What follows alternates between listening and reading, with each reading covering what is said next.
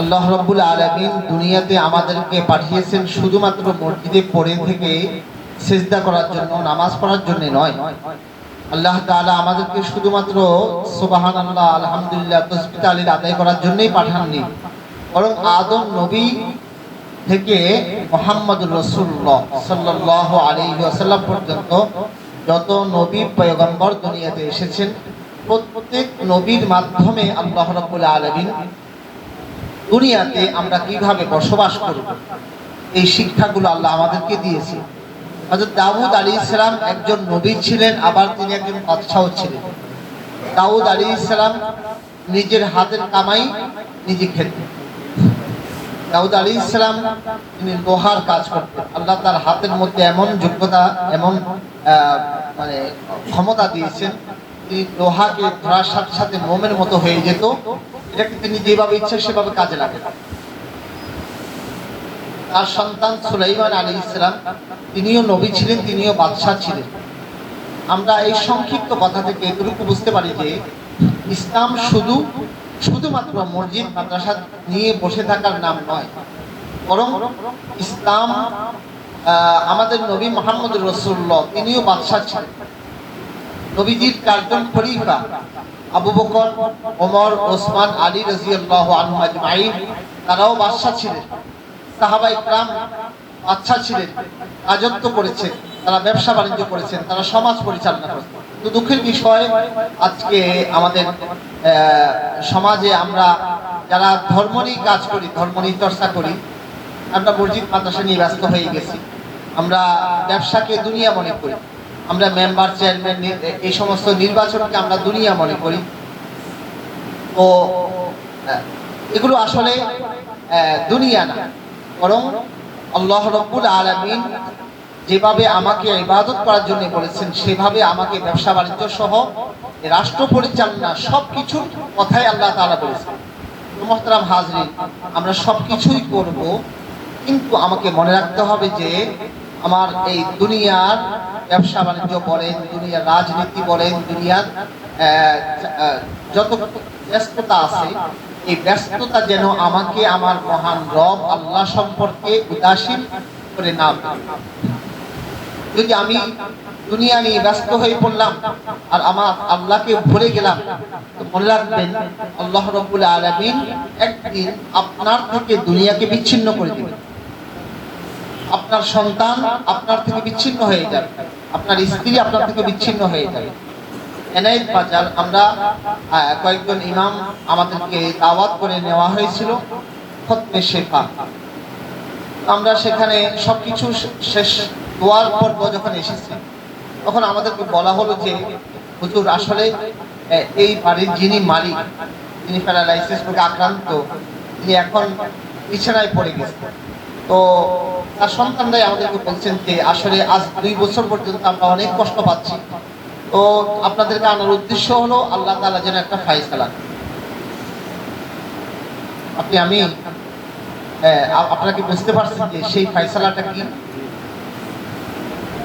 এই সন্তানদের জন্য, যে স্ত্রীর জন্য মাথার ঘাম পায়ে ফেলে সকাল থেকে সন্ধ্যা পর্যন্ত, সন্ধ্যা থেকে সকাল পর্যন্ত যেই বাবা এই চট্টগ্রাম শহরে এনায়েত বাজারের মতো জায়গায় একটি বাড়ি করেছেন, এত বড় একটা বিল্ডিং করেছেন, যাদের জন্য আজকে তারাই চাচ্ছে যে আমার বাবা দুনিয়া থেকে কি হয়ে যায়।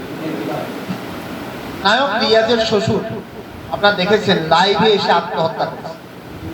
আত্মহত্যার আর কোনো কারণ নেই, তিনি নিজেই কারণগুলো বলেছেন যে তার স্ত্রী পাশে নাই, তার সন্তান পাশে নাই, তার সম্পদের তো কোনো অভাব নেই।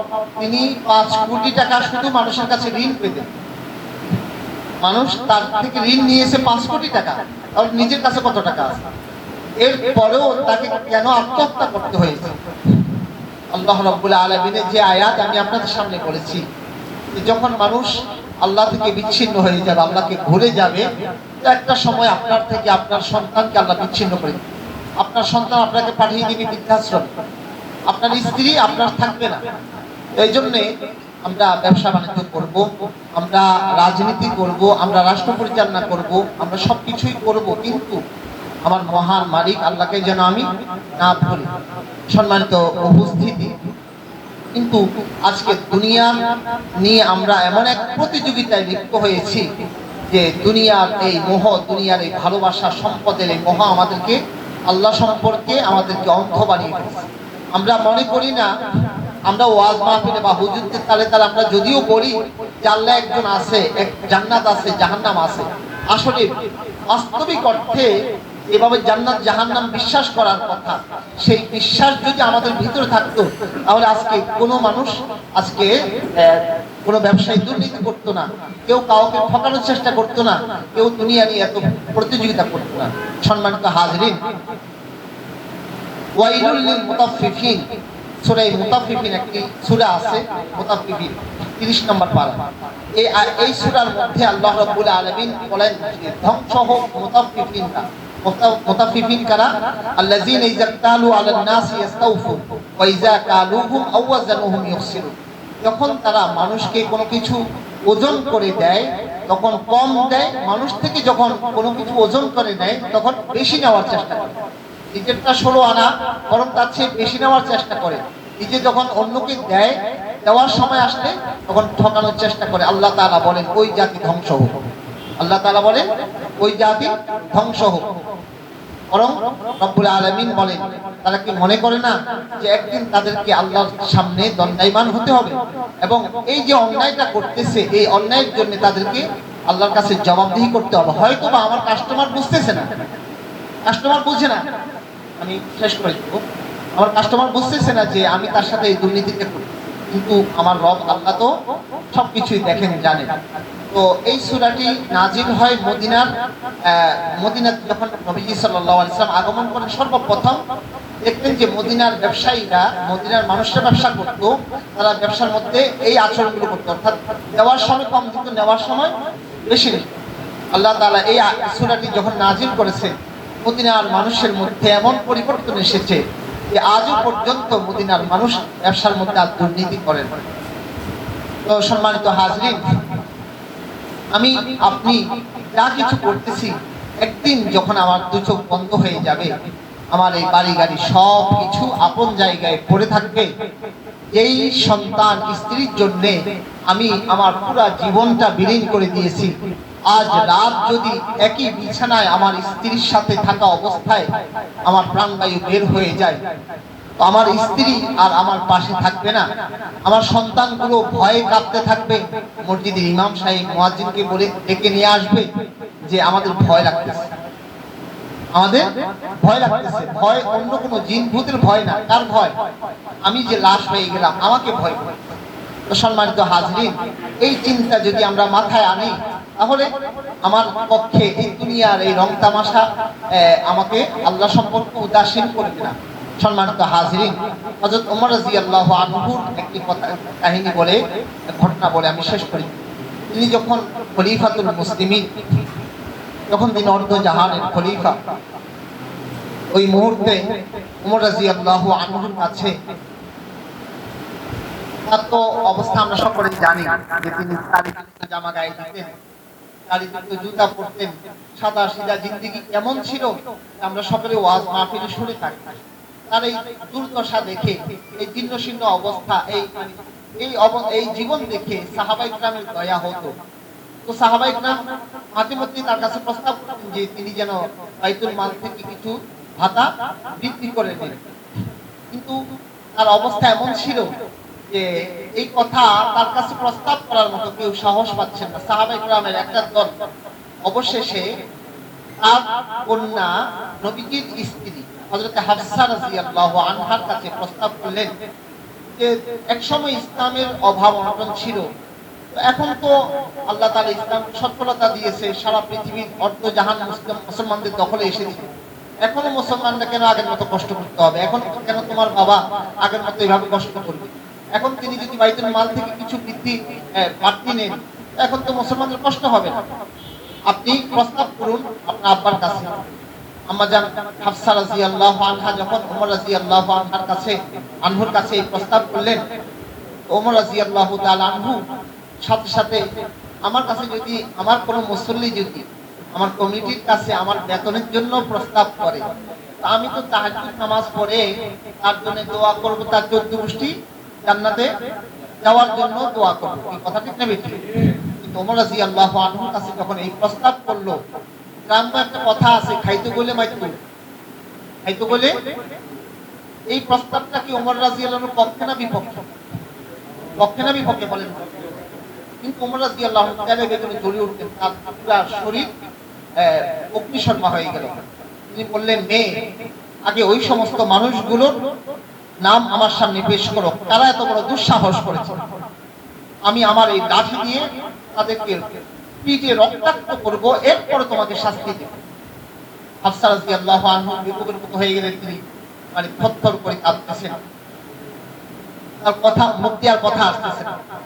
ওমর রাদিয়াল্লাহু তাআলা আনহু বললেন, হাফসা, তুমি কি ভুলে গেছো ওই দিনগুলোর কথা?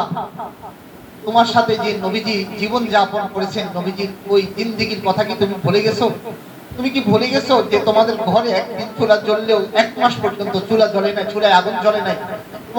তোমরা কতদিন পর্যন্ত না খেয়ে থেকেছো, তোমরা না খেয়ে রোজা রেখেছো, তোমাদের পরনের কাপড় পর্যন্ত ঠিক মতো ছিল না। তুমি কি জানো না এই যে নবীজির কন্যা ফাতেমা, তার লাশ কাফন দেওয়ার জন্য যদি সামনের দিকে কাপড় টানা হয় মাথার দিকে, তো পায়ের দিক ঢাকা যায় না, পায়ের দিকে একটা কাপড় টানলে মাথার দিক ঢাকা যায় না। তুমি ওই দিনগুলো ভুলে গেছো যে নবীজি সাদা সিধা বিছানার মধ্যে জীবন রাত কাটাইতেন, ঘুমাইতেন, তো নবীজির গায়ের মধ্যে বিছানার চাটাইয়ের দাগ পড়ে যেত। এই কথাগুলো বলতেছেন, আর ওমর রাদিয়াল্লাহু আনহু চোখ দিয়ে টপ টপ করে পানি ঝরতেছে। এরপরে ওমর রাদিয়াল্লাহু তাআলা বললেন, এই শুনো, আমার পরম বন্ধু মুহাম্মদুর রাসূলুল্লাহ যেভাবে জীবন যাপন করেছে, আমিও ঠিক সেভাবেই জীবন যাপন করে আল্লাহর সাথে সাক্ষাৎ করতে চাই। নবীজির পরে নবীজির প্রিয় বন্ধু আবু বকর একই পদ্ধতিতে এই দুনিয়ার জীবনকে বিদায় জানিয়েছেন, আমিও ঠিক একই পদ্ধতিতে বিদায় জানাতে চাই। তো মুহতারাম হাজিরিন, আপনি যদি একটু এই আগস্ট মাসের দিকে আমরা খেয়াল করি, আগস্টের পরে জুলাই, আগস্ট,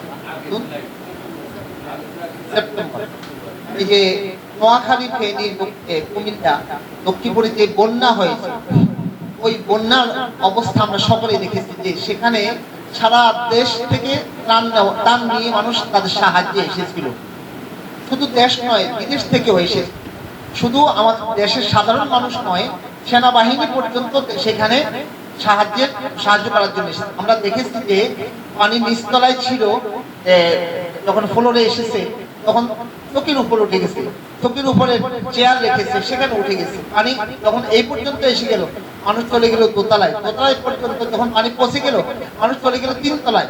তিনতলার ছাদের উপর থেকে বারবার লাইট দিচ্ছে যে প্লিজ আমাদের জন্য একবেলা খাবারের ব্যবস্থা করুন, না হলে আমাদের জীবন শেষ হয়ে যাবে। সকলেই চেষ্টা করেছে, সেনাবাহিনী বোট নিয়ে সেখানে যাওয়ার জন্য আপ্রাণ চেষ্টা করেছে, কিন্তু অনেক ফ্যামিলির এরকম অবস্থা হয়েছে সেখানে যাওয়া সম্ভব হয়। আর এই অবস্থায় তারা দুনিয়া থেকে বিদায় গ্রহণ করেছে। তাদের লাশ কোথায় দাফন করা হয়েছে, না পানিতে ভেসে গেছে, কেউ জানে না। সম্মানিত হাজিরিন, আল্লাহ তাআলার বাস্তব কথা যে আল্লাহ তাআলা বলেছেন একটা সময় আমি তোমার থেকে পুরো দুনিয়াকে বিচ্ছিন্ন করে দেব, এটা তার একটা নমুনা। আল্লাহ তাআলা বলেন, ওয়ানিবু ইলা রাব্বিকুম ওয়াসলিমু লাহু মিন ক্বাবলি, আল্লাহর দিকে ফিরে এসো, আল্লাহর কাছে আত্মসমর্পণ করো। ওই সময়টি আসার আগে, যে ওই সময় আল্লাহর পক্ষ থেকে আযাব চলে আসবে আর তোমাকে সাহায্য করা হবে না। আমি মনে করতাম যে আল্লাহর গায়বী সাহায্য যেটা, সেটা হয়তো পাঠানো হবে না, মানুষ একে অপরকে সাহায্য করতে পারবে। কিন্তু ফেনীর ঘটনা আমাকে মানে এই শিক্ষা দিল যে শুধু মানে আল্লাহ নয়, আল্লাহর গায়বী সাহায্য নয়, মানুষের পক্ষ থেকেও সব সাহায্য বন্ধ হয়ে গেছে। এজন্য সম্মানিত হাজিরিন, আমরা একটু নিয়ত করি যে ইনশাআল্লাহ ব্যবসা করব, বাণিজ্য করব, রাজনীতি করব, সবকিছু, কিন্তু 5 ওয়াক্ত নামাজ সহ হালাল এবং হারাম মেনে চলার এই বিধানগুলো আছে, আমরা আমাদের জীবনে বাস্তবায়ন করে প্রকৃত একজন মুসলমান হয়ে আমরা যেন মৃত্যুবরণ করতে পারি, চেষ্টা করবো তো ইনশাআল্লাহ। আল্লাহ আমাদের সকলকে তৌফিক দান করেন।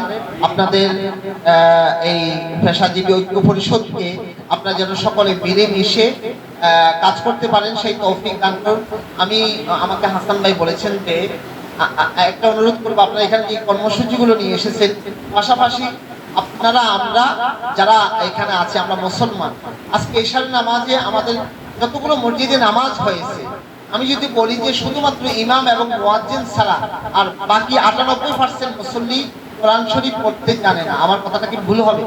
জানলেও অশুদ্ধ, জানলেও কি অশুদ্ধ। আপনি যদি একটা উদ্যোগ নেন যে আপনারা রাতে শেষ টাইমে অথবা দিনের শুরুতে আপনার কোরআন শরীফ শিখবেন, কোরআন শরীফ শিখে কোরআন তেলাওয়াত যেন সহি শুদ্ধভাবে, পাশাপাশি আমরা যেন কোরআনের অর্থ বুঝতে পারি, এই একটা উদ্যোগ নিলে আপনাদের ব্যবসা বাণিজ্য আল্লাহ তাআলা বরকত দান করবেন।